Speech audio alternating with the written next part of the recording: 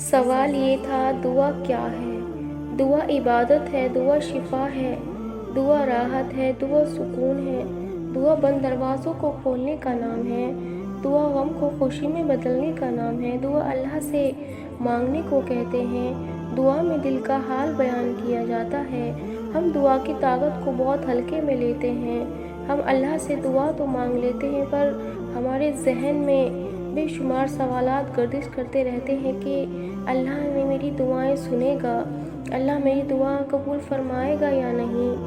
اللہ نے قرآن میں فرمایا ہے مجھ سے پکارو میں تمہاری دعا قبول کروں گا۔ اور جب تمہارا دل بار بار تم سے اس بات پر لڑتا رہے کہ ابھی ہار نہیں ماننی، ابھی تو اور بھی شدت سے اللہ پر یقین رکھنا ہے، ابھی تو آسمانوں سے دعا کی قبولیت اترتی دیکھنی ہے، ابھی تو کن فیکون کی خوشبو محسوس کرنی ہے، تو جان لو کہ اللہ کی طرف سے ہمت آ گئی، بہت جلد معجزے بھی آنے والے ہیں۔ اور پتہ ہے دعا کسی صورت میں رد نہیں ہوتی، آپ کے دل سے مانگ کر تو دیکھو، وسیلے کون بنائے گا، دروازہ کیسے کھلے گا، کب ملے گا، کیسے ملے گا، یہ سب آپ کے سوچنے کا سوال نہیں ہے۔ جب آپ اللہ سے مانگ رہے ہو اس کا مطلب تو یہ ہے کہ آپ کو ان سب سوالوں کے بارے میں فکر مند نہیں ہونا چاہیے۔ دعا کا مطلب ہے سکون، یقین، ہر خوف سے بڑھ کے اللہ پہ یقین، راستہ نظر نہیں آ رہا ہو پھر بھی اللہ پہ یقین۔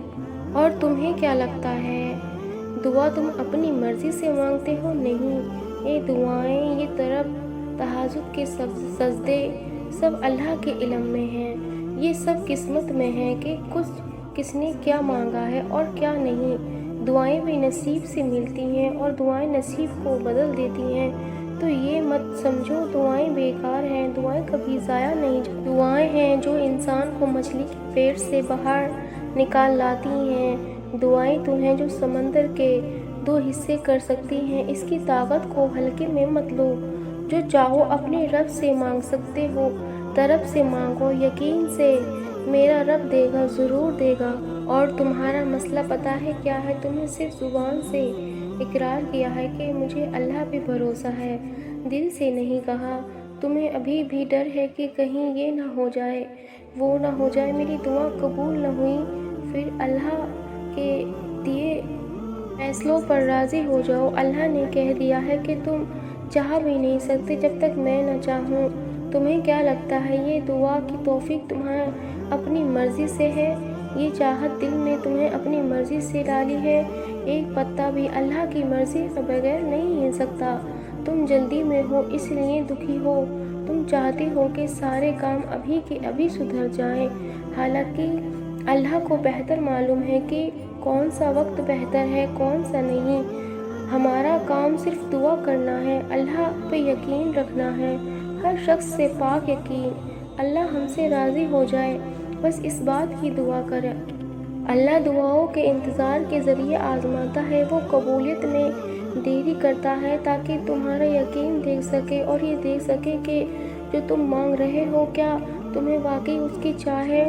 اور جب وہ تمہاری دعاؤں کو آزماتا ہے تب وہ تمہیں بھی اتنی طاقت دے دیتا ہے کہ تمہارا دل نہ کھیر سے سکتا ہے اور نہ ایک ہی دعا بار بار دہراتے ہوئے اگتا ہے۔ تو اگر دل کو اتنا سمجھانے کے باوجود بھی دعا کا خیال نہیں جا رہا ہے تو مانگتے رہو، شاید تمہاری دعائیں موضوع کے قریب ہوں، شاید اب وہ تمہارے سلسلے کا وقت ہو، تبھی اللہ نے تمہیں اس دعا پہ ایکتا رکھا ہوا ہے، شاید یہی آخری موقع ہو، وہ اپنے بندوں کو آزماتا ہے وہ پانے کا جو تم نے کھویا ہے، شاید یہی موقع ہو۔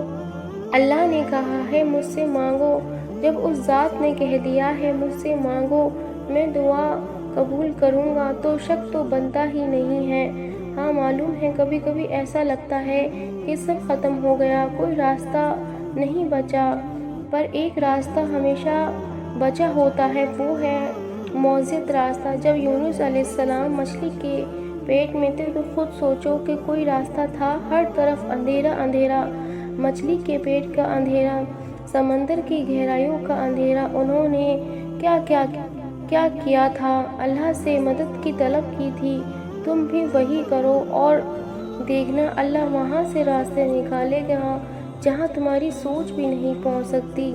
اللہ تم سے راضی ہو، بس اس بات کی دعا کیا کرو